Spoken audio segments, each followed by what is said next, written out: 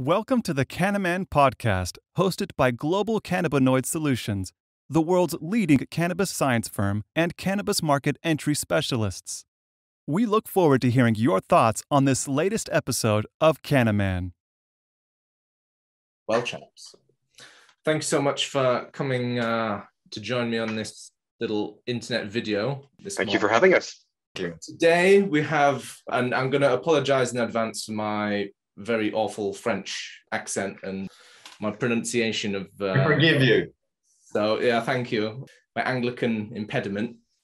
We've got Benjamin Jeanroy and Christophe Nourissier, I'm going to say. Yeah, there you go. Very nice. Now, the reason I've brought these lovely chaps together today to have this conversation, Ben and I have been speaking about sustainability in the cannabis industry. And for a lot of people, that's quite an open conversation, and it's something that we hear about a lot. It's something that the cannabis industry is always talking about now, and it's something that we're always trying to evolve. Ben and Christophe have very kindly offered to take us through a new approach to some of these cannabis businesses that are setting up now around the world, how we can look at those with a more of a longer term value-driven view, as Christophe's mentioned previously off air, and how we can really try and move our industry into a more longer-term, forward-thinking industry that's a lot more innovative and aware of its impact on society and in the community as well. And so Ben and Christophe are partners from Augur, a French consultancy, and I'm going to let Ben describe a bit more about Augur, some of the lovely work that you guys do. But Ben, would you mind introducing us to yourself and Christophe? And Christophe will let you speak for yourself as well, don't worry. But if you could set the scene for us, Ben, just to let us know who you guys are, what you're about. For the people that don't know you, that would be really lovely. And yeah, thank you, chaps. Thank you so much, Chris, for having us. Really happy to have that conversation. So my name is Benjamin. I've been working in drug policy for about 10 years now, previously at the UN, and for about 6-7 years back in France. About 3 years ago, we created Augur Associates with two other partners that are not there today, Aurélien and Arnaud. And we're highly specialized in cannabis markets, from industrial hemp to adult use markets and CBD and medical. We work in France, but a little bit of everywhere in the world. And so we're what we could call a one-stop shop with the capacity to reach to a very wide network of highly specialized professionals into their intersection of cannabis and communication and law and project management and research and fundraising and all that. So the idea is obviously also to help people navigate the French landscape. But because of COVID and confinements and everything, we've expanded this last year-ish. So it's been quite a thrill with a lot of projects, and a lot of them have been involving Christophe, who is our head of sustainable practices and public affairs.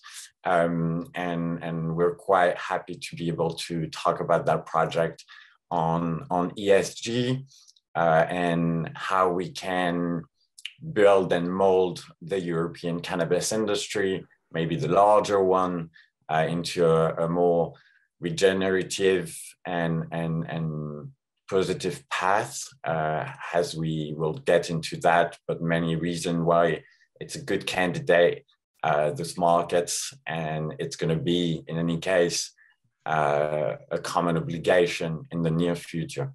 So I'll let Christophe talk about it now. Thank you. Thank you, Ben. Thank you for your kind words. I have indeed been working in the fringes of Augur pretty much since its inception, but we took advantage of a rather unfortunate pandemic to speed things up and develop this new ESG offer that we have. It has been one of my main focuses with the other side of the business, which is hemp, which is quite impressive plant when it comes to sustainable development offers. It's multifaceted and full of promises, despite still undergoing some issues with, well, reputational issues. It is still associated to cannabis and the prohibition area of the last century, and for that reason has been dismissed as a solution oftentimes. As more of a personal route for myself, so I used to work as a political advisor. I rather quickly transitioned to sustainable development issues when I understood the scope, the urgency of the matters at hand. And I have been working as a green lobbying force for some years, at first in France, then in the European Parliament, because everything has to be done European, otherwise people never leave the row. It always feels as a vulnerability to be in advance, you know, of the music or whatever's happening. And since working at the European Parliament always meant that the timeframes we proposed for reforms, whether it was single-use plastic or pesticides, were always stretched by the other side, who was lobbying as well. I figured we need to have a hands-on approach and help companies who want to go a bit faster than regulation to know where to go, because it can be very counterintuitive at first. If I may, Ben, and I'm going to try and paint a bit of a picture here. It's quite interesting that you've got, I guess, almost a fresh set of eyes, Christophe, as you've been working in a completely different sector almost and coming with a fresh view to cannabis. At the moment, Ben, what are some of the problems that you've seen that Christophe's skill set sort of addresses? Because there's obviously a lot of inefficiencies in our industry, and there's a lot to sort of, as Chris was saying earlier on, we're sort of learning as we go as well, and it's all maturing and I guess evolving sort of every month, every week. And what are some of the issues that you've seen, Ben, that we probably most need to address in the cannabis industry, not just in France, but sort of around Europe as well? Because it seems that we have quite a, again, similar to what Christophe was saying, like a European view, we take a similar approach right across the continent. So yeah, what are some of those problems, Ben, that you've seen that need addressing really? Well, I think the problem is primarily structural, right? We have an issue in drug policy, hence we have an issue with cannabis policy. And within cannabis, we have several markets. For the sake of argument, we'll classify them in 4 different ones. The industrial hemp market, the CBD wellness space, which is a resultant of the existence of the industrial hemp, and the non-existence of the recreational market, which is the 3rd one. And then we have the 4th one with the medical cannabis market. And within those ones, there is segmentations and complications. So obviously we have a discrepancy in between regulation in between all the different countries in the world. So it creates space for specific regulations that are highly contextualized and highly linked to the identity of the society within which it's implemented. And from there, we have a lot of, I'd say, reflexes in terms of policy that come from 100 years old of prohibition and prohibition agenda and propaganda, you know, very, very unconscious stuff, even in the minds of people like us, that it's their job to know that. We have reflexes, and often it brings some good and some bad into regulation projects, into any of those markets. It's highly tainted in terms of political, I'd say, yeah, image and common consciousness. So that said, it has very practical implication, and we're going to see this now that Europe is going full way into the regulation of CBD, medical cannabis, and even recreational, with obviously Germany, Switzerland and Holland that have launched very critical or questionable process, but still processes for their future legalization of adult use market. We have Luxembourg, Malta, and soon to be Italy, who are going towards decriminalization processes.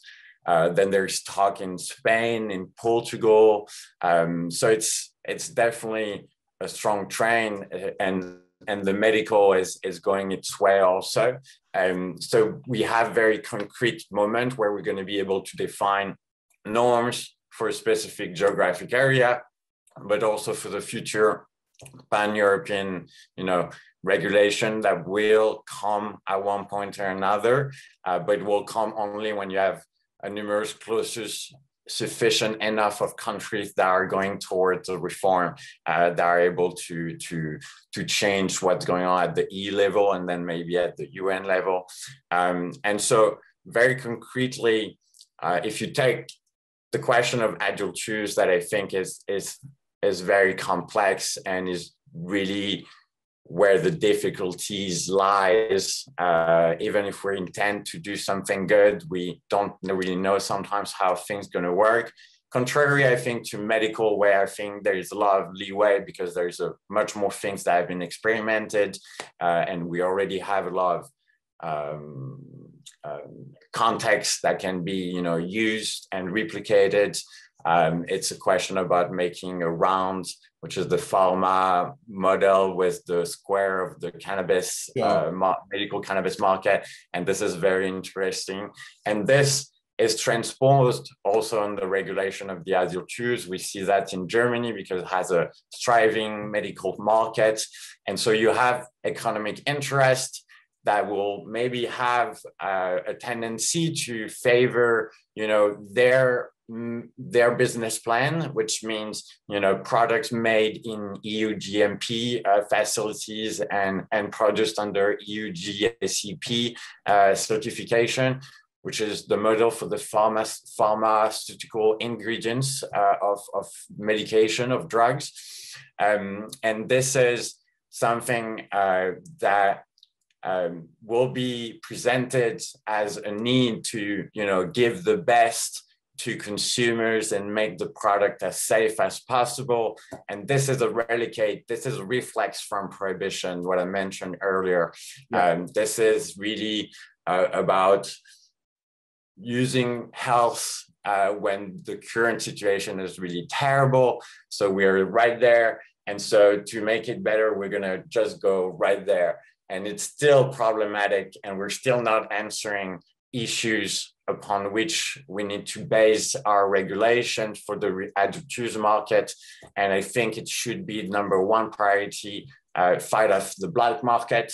And by fighting the black market, you need to know what consumers want and are willing to pay for. And what that said, you can implement very interesting innovations and techniques that already exist also to have a traceability from the seed to the consumer with analysis along the way. The question of analysis is actually central and almost the only thing that regulatory have really to put efforts in it, because to have access for every part of the chain, for the smallest actors have access to testing capacity so they can show that there hasn't been adulterations or contamination of any kind, and still very, very good product. That allows to have amazing, I think, quality cannabis. If we, allow what we see happening in other sectors, in food, more and more people are going for, short circuits, terroir with taste and, production locally that is organic and diverse. This is, what we do here in France with, the appellation contrôlée, control appellations, where we valorize a savoir-faire, a knowledge and a how-to from a specific place and with the soil, with the climate. And this makes a particular product. And that's why everyone wants champagne, and while you could have, you know, sparkling white wine from everywhere, but because you have terroir champagne, appellation controlled of origin from there, it creates quality and it creates value. And I do believe that if the European cannabis industry, the European context wants to survive into what's, I think, going to happen in the next 10, 20 years, it has to focus in highly valuable products, because means of productions, cost is going to be much lower in many other parts of the world that are going for legalization. Commerce will take its place at one point. You know, Canada will want to do bilateral or multilateral treaties on cannabis commerce, and they won't be the only ones. And to compete, Europe has to do what it does actually now, which is, you know, sophisticated, qualitative, robust product. I think France has a lot of skills and atu for this, but I think other countries on the continent have. So I think it's some of those things we have to remember. And the last big chunk that I'll mention, I think, is the questions related to one side, the right to grow, and the other side is social equities issue. And I think those must be the central membrane of any legalization process. So one side, you have the necessity to allow for home growing and to make, you know, social clubs. This is very important, as much as giving the possibility to every actor of the chain to have access easily to licenses. I think it's primordial. We see how it is being handled in the US, most notably, and it's really something that is crucial. And on the other side is to never forget the context and the history and the social and economic impact of the plant, of its deregulation and prohibition and its newfound legalization and regulation. The communities, the people that have been primarily impacted by drug policy enforcement. We have to consider those issues. We have to make space. We have to give empowerment. We need to take consideration of all those issues. And I think it should be, for me, it's the north face of any legalization, because it's highly contextualized and it's really delicate, politically delicate. So I'm thrilled to be able to, you know, bring my stone to the construction of this edifice. And what we're doing with Christophe now, I think, is trying to help companies go into that direction. So I'll stop there. I've got a couple of things, I guess, to unpack from that, Ben, because you meant the system that you've outlined so beautifully there. There's a lot of influences and forces, I suppose, that nudge that system in certain directions. And you mentioned going from sort of this side to the other side. This might be a lovely point, Christophe, to talk about some of your lobbying. And as well, Ben, you'd probably be able to touch on this at a political level too, is how much of an influence is had behind the scenes, I suppose, and what those conversations maybe look like, because we hear a lot about lobbying and how industry influences policy. What, Christophe, maybe to start with, would you be able to sort of paint us a bit of a picture of that? Because it all filters down to the effects that Ben's talking about in the community, but also at the sort of patient level, and going back to those fundamental rights as well. What are the drivers potentially of some of that interest, I suppose, and of some of that sort of influence? Okay.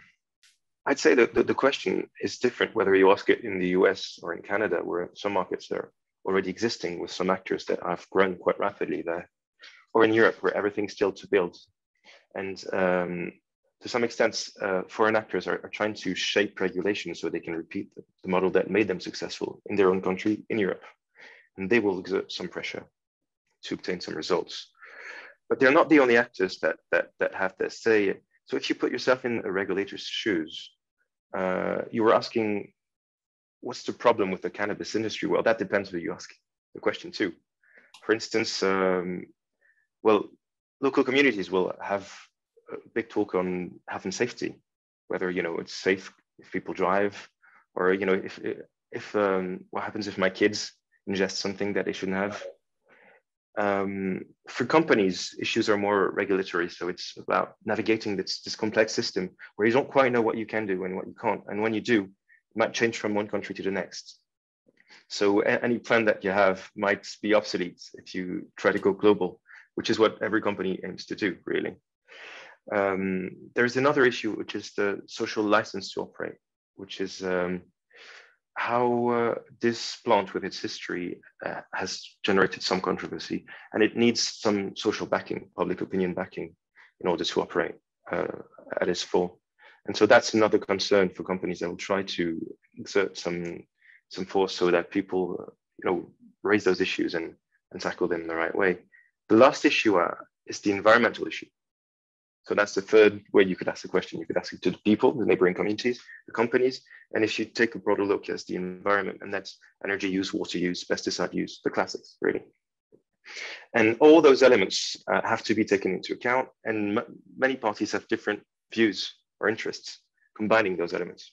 Mm-hmm. So it is a pretty tough answer to, there's no one single answer to your question, unfortunately. Ben, do you have anything to add to that, maybe? Because it's quite lots of communities, lots of perspectives to factor in. And it's just such a melting pot, particularly in the cannabis industry, because you've got that, like you say, the homegrown right to grow perspective, but also quite a tight regulatory industrial system to overlay with those human rights. Like how, I mean, first of all, how good of a job are we doing, maybe, Christophe? And then Ben, what can we maybe be improving as well alongside some of this? And yeah, you touched on, yeah, sort of where we're at the moment. Where do we need to get to? You may have noticed that right to grow and regulations to secure production are not called for by the same actors, for instance. If you're a big industry with preset capacities and some money to invest, you're going to ask for a system where regulations are very strong, which also creates a higher a higher bar to leap upon if you want to jump in the business. And you kind of create a monopoly by doing so. But at the same time, there are arguments that are understandable that security is paramount. So it's about navigating those different issues and always knowing who you're talking to and what interest do they have in asking, you know, for such regulation or lack thereof. On the other side, the right to grow is absolutely crucial, I believe, but it might come under some scrutiny where there are accidents to happen. Looking away from the issue on several topics. So for adult use, we're pretending that there's no issue. We're the #1 country for the black market consumption in Europe, and yet we're acting like it's not an issue. For the hemp market, we've got a pretty developed hemp market. I think it's the 3rd in the world after the US and China, I believe. But for some reason, we decided that some parts of the plant we can't exploit, shooting ourselves in the foot. This market could be thriving. It's full of solutions to some issues that we have, but we're walking with a limp right now. Mm. And the regulatory mindset at the moment in France is, well, if it's not broken, let's not fix it. Right. There's a limp, though, you know. For medical, things are moving, but things are moving rather slowly. It is quite likely that we will adopt some regulation in the upcoming months regarding after the presidential elections regarding medical cannabis. But the issue I see coming is that there might be a legal lag in which it is possible to buy some, but it is very hard to actually produce some. So basically that means that we'll have a bigger imbalance in our, you know, commercial relationships, commercial balance. And I don't think that's a solution for the business. It's going to make local actors more vulnerable, weaker, and invite foreign actors with their own views and lobbying practices inside the country and the conception of its regulations. So to, I guess, evolve the current state of affairs, this, I suppose, brings us on to ESG quite nicely and some of the measures that you guys are taking as an organization to solve some of these problems in real terms and just have more of a social impact right now. Because as you mentioned before, Christophe, like it's a lengthy, well, the EU is a large system and it's a lengthy process, but also at a ground level, Ben, there's lots to coordinate between companies, supply chains, consumers, and then the regulations and oversight of all of that. Where do you see ESG playing a role, and what would that look like for a business? How could they implement more of those learnings and more of those sort of values and systems to improve their own business, and why should they as well?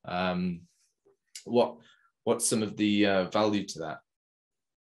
Maybe we can start by defining ESG and then go to cannabis, and I could do a couple of ideas for ESG in general, and then Ben's going to go to the nitty-gritty of it. First thing, well, it combines value creation, as in money, not values, and risk management. It was developed by long-winded investors, think pension funds in the US and the UK, who are looking for resilient companies into which they put their money. So the interests are to provide some view of what's to come in a company and in a volatile industry such as cannabis. That is clearly interesting for investors, but also for companies to know how to grow right. On that note. To complete, I think ESG is particularly interesting for cannabis markets and industries for several reasons.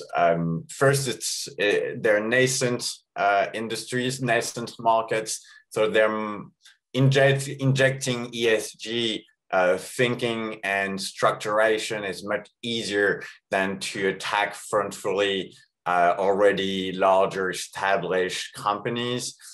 So that's the one thing. The second is that they're usually quite open to this because they're adaptable, because they're always living through, regulations that are up and down and different in different other countries. So there's this agility, I think, that is structurally interesting to implement that. The third, I think is very, very important is that cannabis companies, even hemp companies, they have to almost show, in French, we say, une patte blanche. And this means you have to be more transparent, more virtuous, and show more and give more resource and assurances to regulatory bodies than any other markets and industries. So there is the need to be in the front of that for cannabis companies in the larger sense. And I do think that because it's nascent, there's the capacity to really influence it in many different ways, because as we've said before, it's highly culturally linked and contextualized. So it can go in many, many different ways. If you have a certain, political, economic, cultural system, it's going to take inspiration from it. It's going to be structurally linked to that.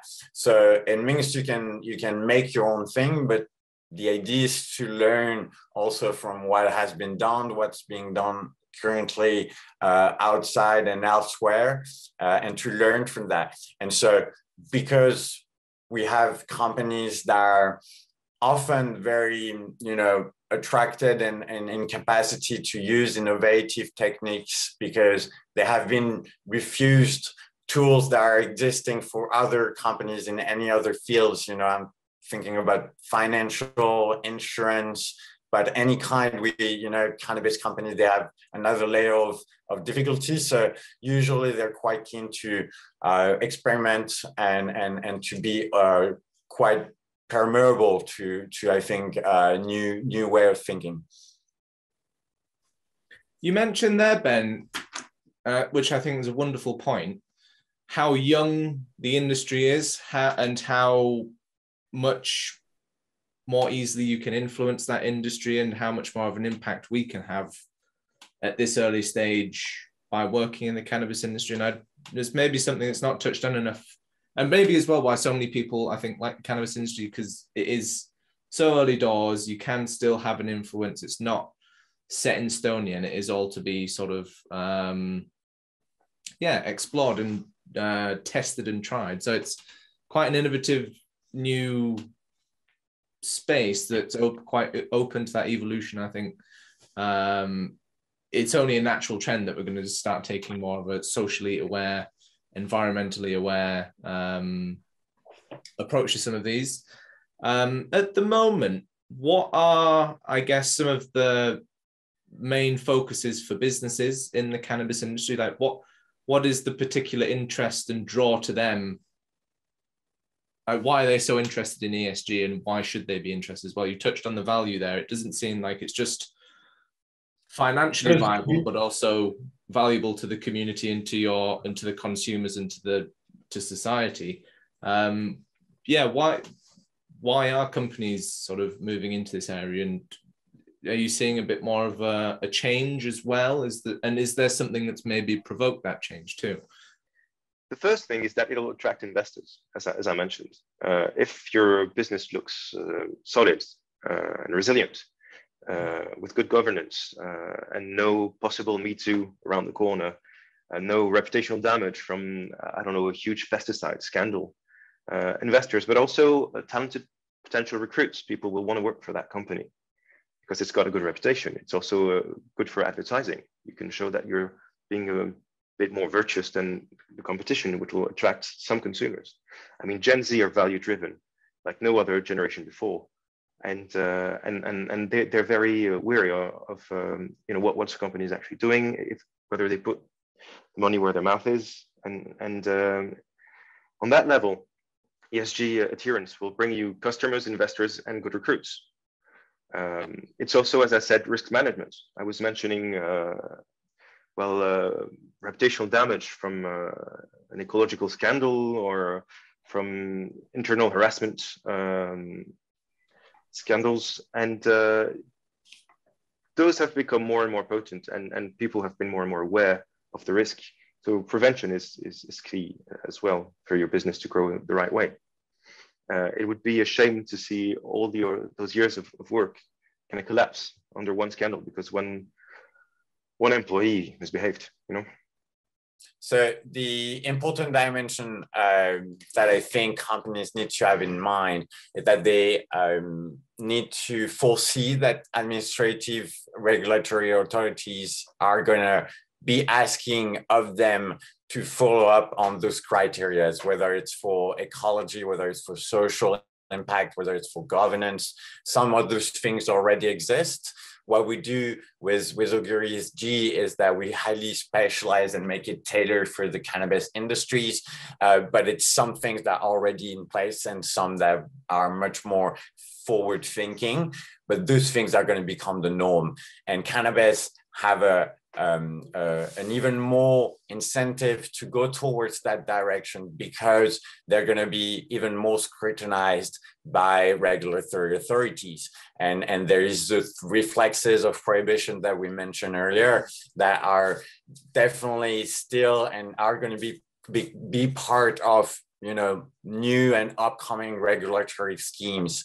And so they need to be prepared. They need to show a wider and a more transparent hand that maybe other companies in other industries don't have to go to that length. But that's going to be primordial. Do you think that the government and the EU as well are doing a good enough job of encouraging some of these practices to be implemented? And is there any... Short answer, no. Okay. Short answer, no. They have made it really hard by having very different and specific set of regulations that prevented a European market. So on the one hand, they're asking for a different, more value-driven European market to develop, but on the other hand, they're doing nothing to help it homogenize And as such, some countries are lagging behind, some countries are further ahead, some countries have a strong will for change, but are kind of stumped by, I could only call them backward looking regulations. Right. So no, they're not doing the best of jobs. And that is also because every country comes with its own history with the plants. And some countries might be more keen on advancing and embracing a progressive stance. And some others, France might be one of those, unfortunately, are pretty much backward minded. We've touched on lobbying slightly, and we will come back to ESG because I do have a couple more questions around like what businesses can do right now to maybe improve just some short actionable steps in the short term. But at a policy level, and both of you have had experience at incredibly high levels with that policy conversation, we hear a lot about lobbying. And I was wondering if we could, for the viewers, help unpick what lobbying actually looks like. What is that process? Because we hear a lot about, we hear about it. It goes on behind the scenes, but for people who maybe haven't been exposed to those sort of conversations or that realm, what does that look like? And how does that vary as well? Because it's, what's going on, chaps, with lobbying? Well, first thing that people need to understand is that everybody who is a lobbyist will present himself as an expert. So he'll come and meet lawmakers, MEPs in the case of the EU, and tell them, I come from my field of expertise, say in the plastic industry, and we have understood that the only way forward is that way. And they'll try to inform, with more or less good faith sometimes, regulations with both their experience and interests, obviously. So they come and defend some stances saying, try to find a concrete example. A good example is pesticides. There's been a huge debate within the EU whether we should ban glyphosate, which is the Monsanto pesticide, quite notorious. And some farmers were convinced, and some others were paid for it to say, well, let's not keep that in. But some actors came forward and said, we cannot do without glyphosate. This is going to make us less competitive. And some others were questioning the structure of our production system and how funds were allocated, saying, well, yes, we can change, but that requires redrawing the frame in which we're evolving as producers, as farmers in the EU right now. And we can see there are two different sides of both people coming from the farmer perspective, saying that for farmers, you should either ban or keep glyphosate. And what they do is usually go to similar-minded MEPs and kind of push those ideas. Right. Once those things are drafted in efficient-driven policies, for lack of a better terminology, this is where they try to influence people at the fringes who are not already convinced that it is the right thing to do.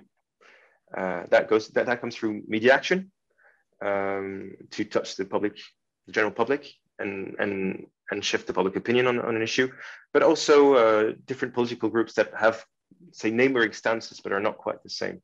So at first you go and see people you know will agree, kind of work out your arguments with them, and then set them loose for the rest of the world to see. Usually this is the way things are done.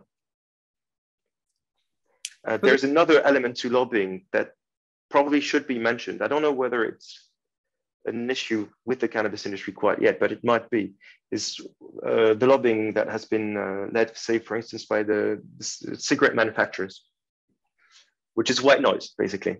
Mm-hmm. Whenever, same thing happened with the fossil fuel industry of late. We saw that back in the 70s, most of the fossil fuel giants were very aware of the detrimental impact of their activities on the environment.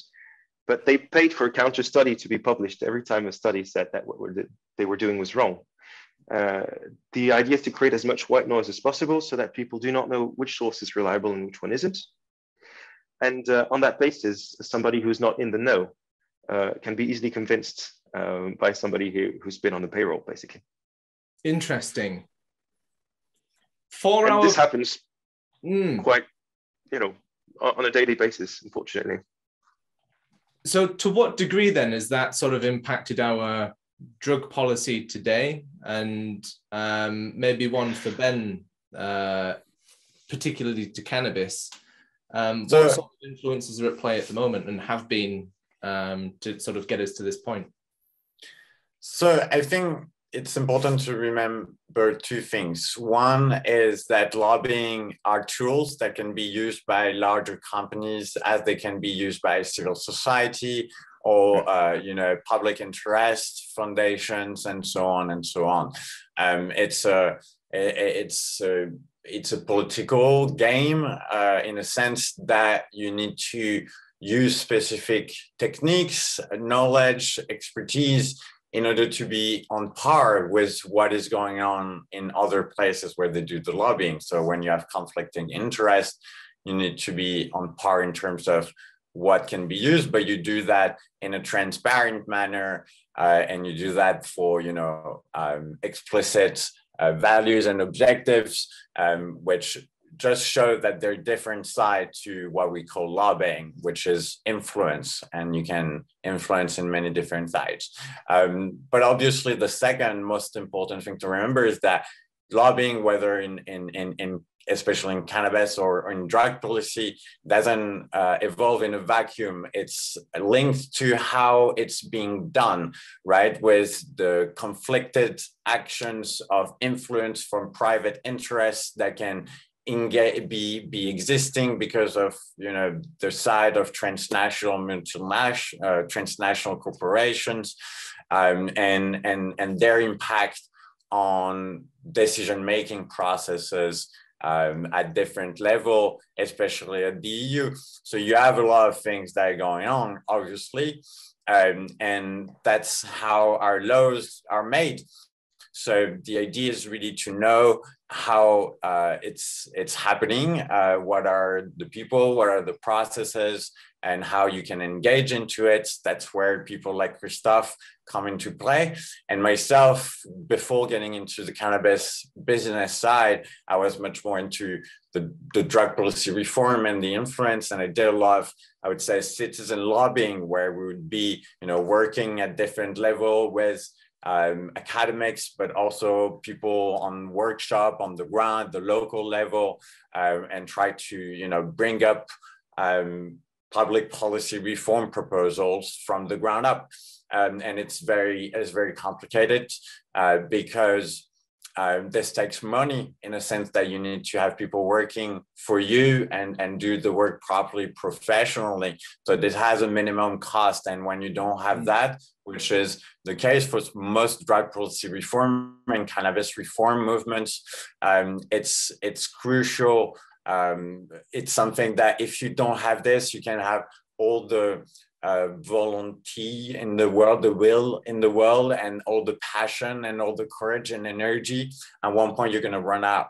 And that's one of the things that I'm trying as a consultant now and a CEO in this industry to really try to bring, create gaps and bridges in between the industry and the civil society, as to channel funds in order to fund what is actually, militants and activists creating bigger market shares for companies in the industry, very, in a very cynical manner.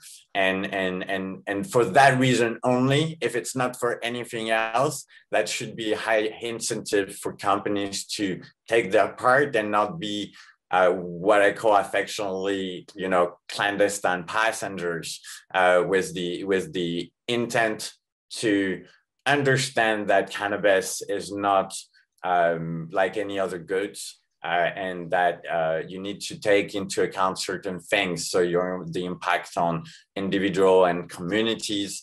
And this is, for me, I think, the two very important things that you have to take into account for lobbying, is that you need to know the rules, you need to have the means to back it up, and you need to work with different kind of people for, common objectives. And this take time, preparations, and financial means. If I might jump in with a quick example of something that happened with the cannabis industry, especially the medical cannabis industry, was the role played by the medical industry in general, big pharma, right? So at first, their stance was pretty dismissive, if not hostile towards medical cannabis. They said it would harm their business model, destroy jobs. That's good, not good for the economy, obviously.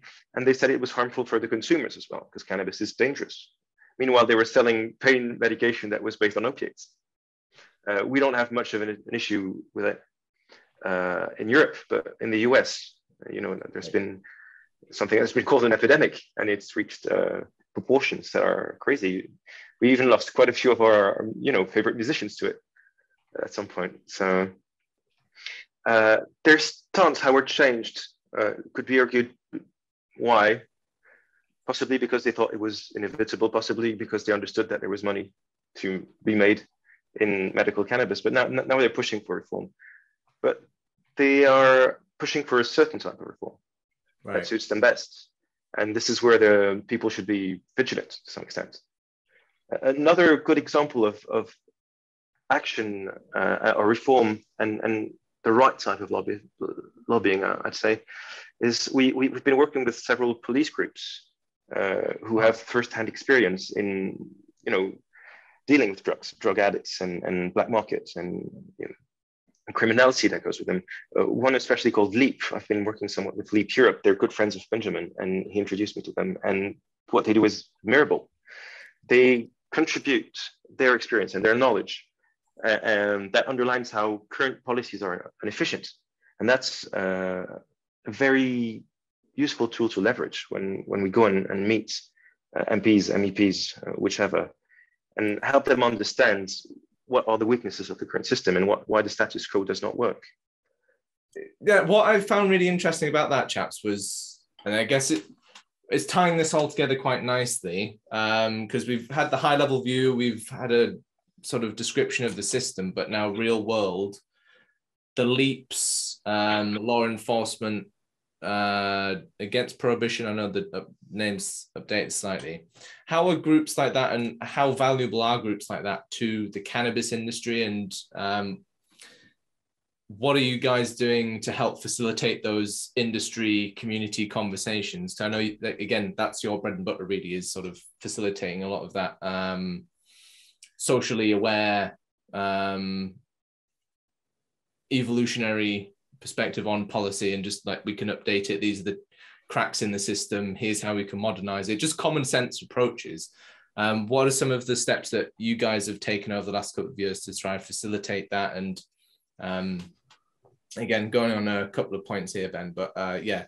No, that's okay. All right. So quickly, I think LEAP is an incredible movement. It's transnational, and it brings together not only police officers, but people from the entire, penal and law and order chain, from the militaries to intelligence to justice to prison system to, really people that are considered as legitimate by the population and by public officials and elected officials to discuss this topic. And because they've been on the front line, on the application on that, so often their discourse is quite potent. So what we do is really try to, help them when we can in terms of pro bono, and I've been following them for the past 3-4 years. And this year LEAP is launching a series of different events. First one is actually going to be in Paris on March 16th. The second is probably going to be Barcelona in April, I think the 8th. And then we are going to have, at some point, we're going to have London, Amsterdam, Helsinki, which I think are the dates. And it's really to launch different initiatives in those countries with local people and to act on specific, items. So we try to maybe foster the help of some companies that are conscious that they need to, financially support those movements. So that's one of the things that we've been doing. Also, myself co-created the French Psychedelic Society with a lot of other people back, 5 years ago now, something like that. So it's a good start for the beginning of psychedelic research here in France that are starting. It's in Europe, obviously more developed a little bit, whether it's in the UK or in Switzerland or in Germany. So it's a very interesting trend to follow. The third, I think, very important is for medical cannabis companies to support patient-led organizations to really have unfiltered voices from the primary concern, to have the benefits, medical benefits of this plant. So support patient organization, I think, is primordial. I think it's very important to try to identify what an organization do in order to support it, and try to not only stop at giving them money, but also track their record and their impact. So it's a very, very difficult field. I've been on it for the past 10 years, more on the civil society side, and there's been a lot of things happening, but very, very few in terms of what should be done. Right. And so it's a difficult space, and it's very important to work closely, with amazing organizations that already exist, especially in the UK. You have the IDPC, you have Release, you have Transform Drug Policy Conference, you have the UK United Patient Alliance, you have so many you have the Loop, for drug testing. You have so many really cool organizations involved in drug policy reform in the UK. It's really admirable. It's not the case in the rest of the continent because it lacks a lot of professionalization. So with the strong ambition to become a pan European transnational drug policy reform organization with LEAP, I think it's an ambition that we've been building for some time and really coming out of the public scene right now. So we're quite proud of helping and doing this work that is even more important than the business side, because we were there before we got into business for it. So if we can bring some of that into the business, because it's important to consider it, we have an entry in our assessment matrix which integrates what we support endorsement, and within it you have support for patient access, you have support for education, you have support for different philanthropic work, and this is something that is going to be looked upon by regulatory authorities, by the public, and by funders, at different levels, and it's what we're aiming at. And so with this, we can go towards very granularly indexes and work with companies in order to I think go towards a bonification gradually of the industry with accessible horizon. We have strong horizon, which, on our model is where you get a 5, and the 5 is accessible, but it's better than best practices. It's where we need to tend as an industry. For environment, it's really how you get towards a fully regenerative model, and so you have that on many of the applications on governance and social. And I'll let Christophe maybe complete. I was showing circular. That's the objective, fully circular model. Well, maybe we can segue into the assessment, because we were saying, well, actors can make a change. Of course, well, political actors, the civil society, law enforcement, but companies also have their part to play, right? I'll make a first stop before we get into the assessment on which companies have a role to play, because maybe not all actors are going to be of help. So maybe we can cut the landscape in 3 main categories. And those are the type of clients that we'll have in our portfolio. We'll listen to their story, build expertise, and that will inform regulation drafting somewhere down the line. But the first is the virtuous groups. The best example will be Patagonia. Everybody knows of Patagonia. They're doing pretty much everything right. And it's good to work with those companies to help them progress the last inches from perfection. And we try to work with them. We recently worked with a company called Porcy Lab, who seem to be ticking most of the boxes. And it's great, and it's very encouraging to see that people actually can make most of it right. But this is not where we'll have the biggest impact. Then there are the companies that are part of the problem. And those are the ones where there is room for improvement, right, which is something that is really crucial in our model. We plan for improvement over the years. And those companies, let me give you an example. Coca-Cola or Pepsi-Cola, too many plastic bottles in the sea. It's an issue I've been working on for some years.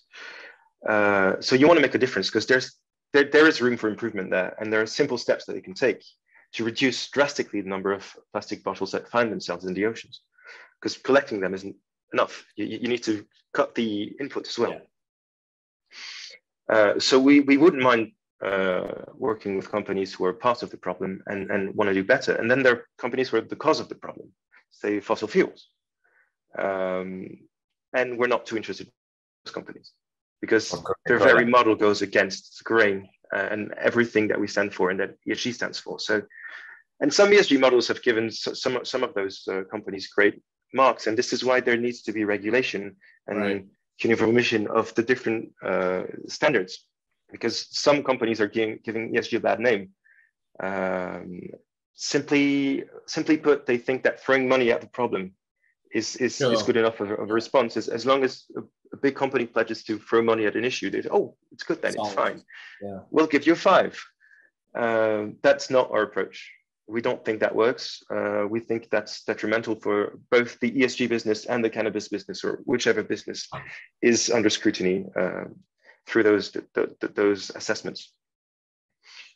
So that's the first thing, the different types of actors and how we take them in. If you don't mind, I'd like to develop a bit further on what we mean by leave room for improvement.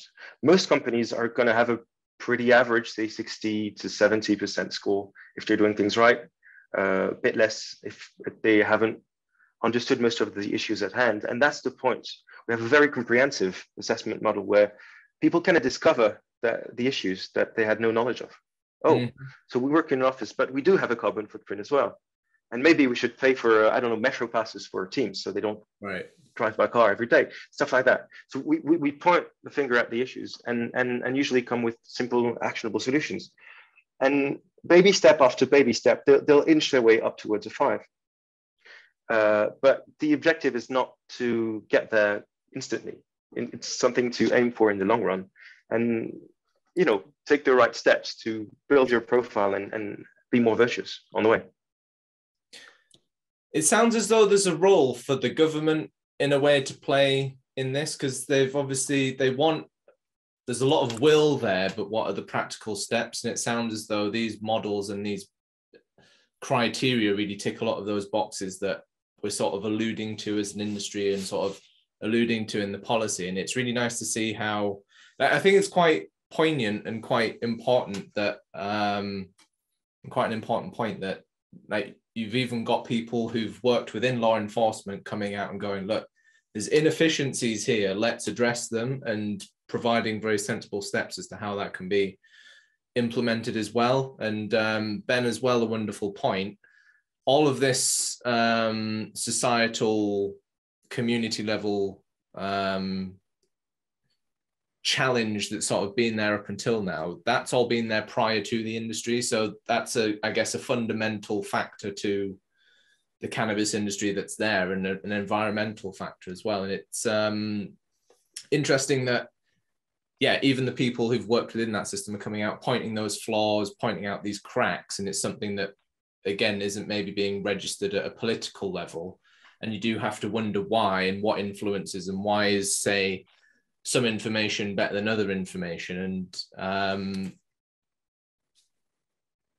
you've highlighted some beautiful ways that companies can implement some of this themselves. Because for a moment it sounded quite hopeless, but then I think on a positive note, like these models and these approaches provide a bit of a solution to the wider issue and the wider policy issue as well. Is like this can be used as a force for good, really, and a way of modernizing and improving the impact that our business sector has. And it doesn't just need to be about the sort of financial drivers, but there's also those community social value drives as well, and fundamental value that can be provided to the population and to our communities through the cannabis industry, which is what I think is most interesting, is that the potential that this has, not just for businesses and for medicine, but also, at a community level, is what I think is quite exciting. And it's maybe not covered enough. I mean, what were your thoughts on this, Ben? Do you think the industry could do a better job? And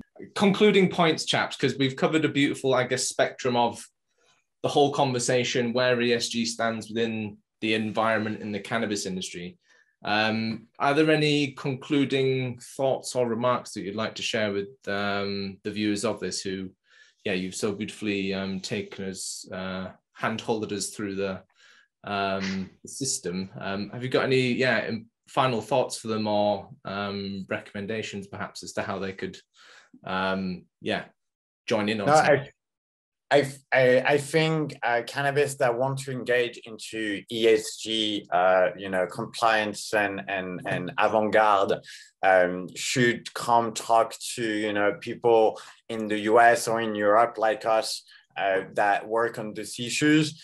Personally, at Augur ESG, we have this beautifully made, ever-evolving matrix of assessment for companies for different, contexts and markets, where we can really help them pin down what are the segments that need attention, and if they're already being, looked upon, how they can be, codified within the organization through, bylaws, SOPs, and so on.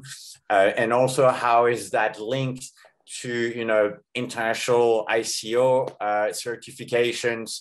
And this is, we can bring with a highly, specialized eye on the cannabis plant. And this is, you do a first assessment, and you work internally, and then, 6 months, 12 months later, we can restart to work on another report, since you've implemented a lot of things.